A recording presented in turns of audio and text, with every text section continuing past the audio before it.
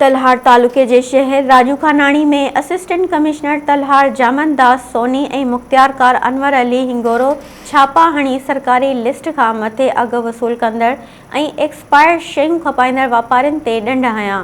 Reporter मंजी लाल मूजिब तलहार तालुके जे शहर राजूखानाणी में असिस्टेंट कमिश्नर तलहार जामनदास सोनी ऐं मुख्तियारकार अनवर अली हिंगोरो ओचिता छापा हणी सब्जी फ्रूट रेस की दुकान जनरल स्टोर्स ऐं अटे जी चकियुनि ते सरकारी लिस्ट खां मथे अघु वसूल कंदड़ ऐं एक्सपायर शयूं खपाईंदड़नि मुकेश दीवान ते 3000 रुपया, वीरोमल ते 3000 रुपया, रमेश कुमार ते 3000 रुपया ऐं साजन पठाण ते 3000 रुपया ॾंड हणी मौक़े ते वसूल कयो। एसीआई मुख्तियारकार पारां शहर जे अहिड़े ओचिते छापे ते शहरीन वाखाण कंदे चयो त रमज़ान मुबारक जे महीने में दुकानदार पंहिंजा हथरादू अघु वठनि पिया, जंहिं सबबु ग़रीब तबिको पिड़जी वियो आहे।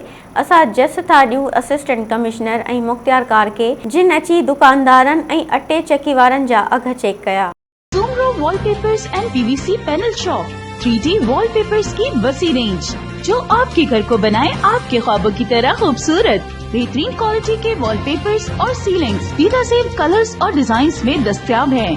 हैदराबाद, लतीफाबाद, कासमाबाद, जामशोरो, मीरपुर खास के साथ सिंध के मुख्तलिफ शहरों में सर्विस मौजूद है।